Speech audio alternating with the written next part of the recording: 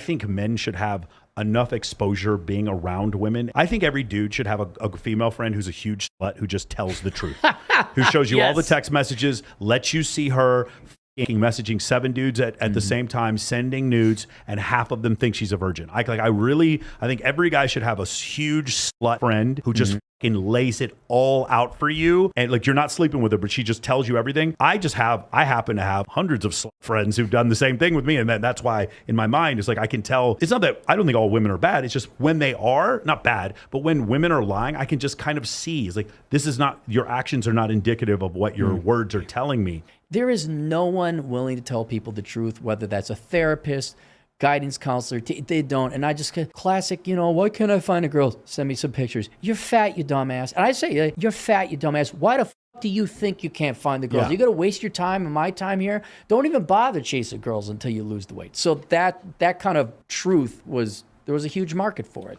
And it was a breath of fresh air, and people will pay for it. Does that just make myself start yelling? And that usually gets me through. Yeah? Yeah, I give them a lot of homework. There's a lot of screaming. And I usually say something to the effect of, have you looked in the mirror? If you went to prison, you're the first guy getting butt.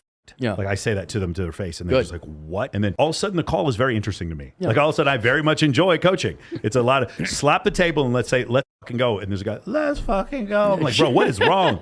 Wake the I'll have girls in my apartment. I'll be like, come over here and watch this. Come here, watch this. Do it again in front of her right now. Wake the fuck up. And you do that, and all of a sudden this call, which I agree with you, because I have 800 clients now. Like when they do stuff and I'm like losing, I can feel them draining my energy. They're just like an energy vampire. I just turn the whole thing around and I turn into Ray Lewis. I just start screaming and getting. That's what they need. They didn't have a dad that did it. Yes. They didn't have a coach that did it. And that's exactly what I've had it, where I've literally gotten them to the point, like, seriously, why are you alive? And I can't say the S word. I can never recommend it, but I'm always like, seriously, what are you doing here?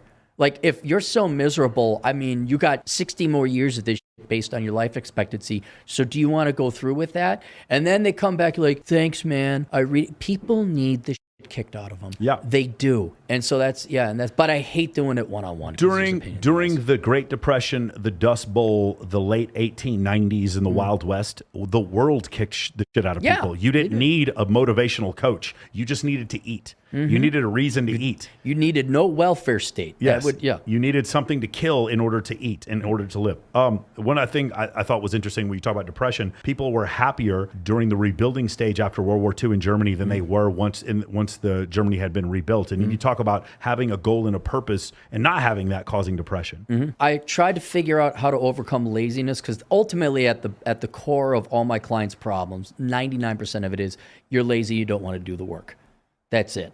And whether it's getting a job or finding, I'm sad, I'm depressed, and I look at them, I say, yeah, if I lived at home and didn't have a job and only had pot to do and I was fat, I'd be depressed too. It's normal. You're not doing anything. Get up and do something. But on the opposite side of that is laziness, and laziness was a survival mechanism. The reason we're all innately lazy because we didn't have food all over the place. You had to conserve your energy. So I don't even necessarily fault people for being lazy, because it's how you survived for so long in the past. But now it's like, that is assessing reality. That's not the case anymore. You got to get up. So you need a philosophical reason to get up that's more powerful than your laziness keeping you down. And not only do I point out, like, you're going to be miserable for the rest of your life like this, and the pain will end when you get off your ass. I say, you get to do something. Like, the one thing you have to do is self-suffertation. It will give you something to do. Yes, it's going to suck. Yes, it's going to hurt. But by the end of the day, you're going to be and feel better off than you are now, and you're basically navel-gazing, feeling sorry for yourself. And so I pointed that out as, here are the Germans. Obliterated. Like, you get to pick up rubble. I don't know how long, but they had years of picking up rubble. And then they slowly built this. And then also, once I got on easy mode, then they're all depressed because they didn't have something to do. Do you remember the Family Guy episode where Wile E. Coyote actually catches the Roadrunner? No, that sounds great. God, watch it, because Wile E. Coyote, he finally catches the Roadrunner, breaks his neck, and then his other friend, another coyote, comes up. Oh, geez, Sam. No, Wiley, what are you going to do now? He's like, I don't know. I've never been here before.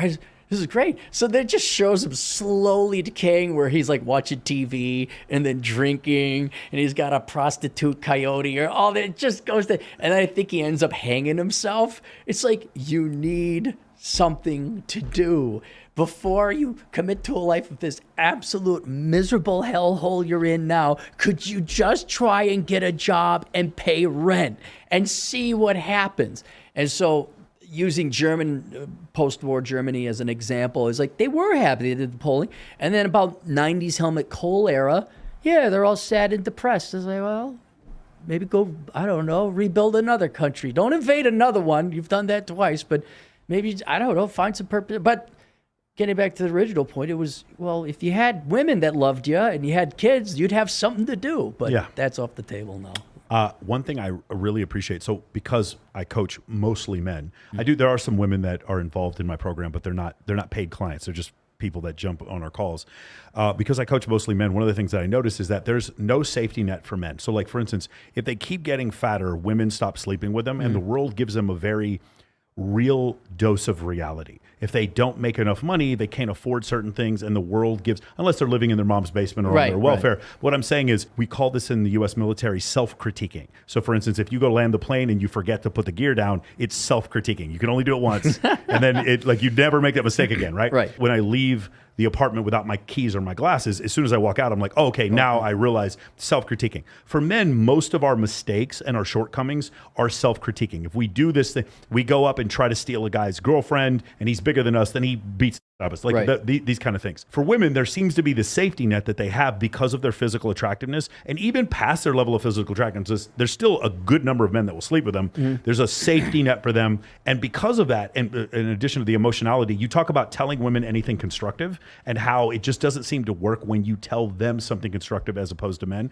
And I don't think it's because men are smarter than women. I think it is seriously because when we do things wrong, there's a punishment for us. The world is constantly telling us no. And so you've found this, because again, I have most of my friends right now are female. And when I talk to them about things, I'm like, hey, so here's what's going to happen with you and this guy. You're going to tell me you're not going to fuck this dude again. You're going to get drunk around Thursday, Friday. You're going to text him. He's going to fuck you. You're going to feel terrible about it. You're going to hit me up. I'm not going to judge you, but then you're going to go back and you're going to have sex with him again. So even though I'm going to tell you everything's wrong with this dude, you're going to go fuck him anyway. So, there's really no point. Have you found a similar I have. experience? That's why I don't consult women generally. They have to be, they're pretty desperate and destitute. I don't mean in a bad way. They've hit rock bottom, and when they're coming to me, and some women are sincere about it. But I have found that most of my efforts to constructively criticize women, like just simply getting, my book Worthless is over 12 years old.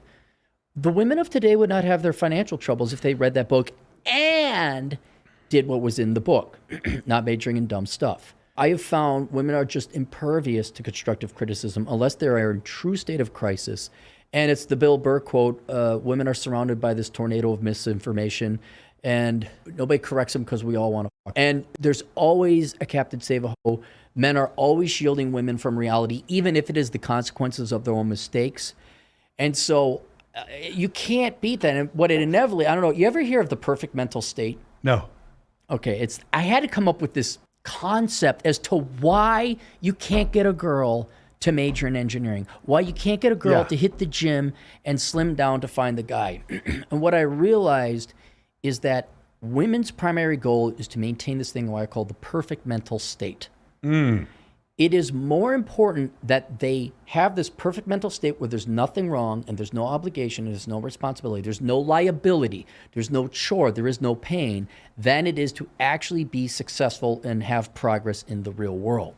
And so I liken to have like a goal dream. The goal of every woman is to get Ryan Gosling.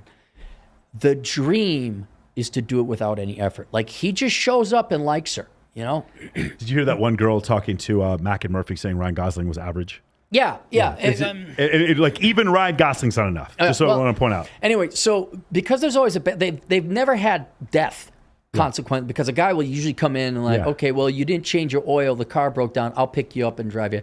So, but when you try to say, look, if you do these things, you will have progress in the real world, because those things require work, sacrifice, or ultimately changing the real world perception forever. Like, oh my gosh, I have to do this. Like, I have to change oil every 5,000 miles. Oh, they will immediately go back to the perfect mental state and simply ignore it. Yes. And then you could say, then the next stage is when you try to introduce some kind of for their own benefit. Like, let me see if you can guess this. Handful of times I've talked to girls about their degree choices. The girl says, I'm going to major in journalism. I say, that is a stupid major. You're going to be poor. You're going to be financially destitute. Look at your millennial elder sisters. What's their reaction? Like, I'm going to do it anyway. Or like, that's not me. Whenever I bring up statistics to women, they're like, those statistics don't count for me. Okay. Or my favorite one is statistics don't cover everyone. And I'm like, yes, they do.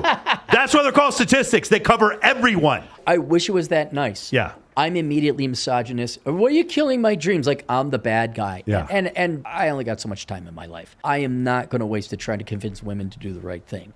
And so having this concept of the perfect mental state is like, look, they're not going to listen. They aren't. They really aren't. And you could be the most well-intended person. Like, look, you really ought to do this. And it goes back to, look, you're going to fuck this guy. You know, you could say, don't fuck this guy, but that ruins she wants to fuck like the guy. You're going to keep sleeping with him. He's never going to commit. You're going to end up hurt. And everything I just said, while I do appreciate saying it, and I'm playing Madden, like I don't even like, but you're going to go him in probably 48 hours. Take care. All she heard was, you're going to go fuck him, and then she filled in the rest, and then he's going to finally commit to me. And Oprah made billions off of it. Sure. She made billions off of that. Like, oh yeah, you could be a pain in the ass woman and you can be married to whoever was hot back in the 80s. I don't know.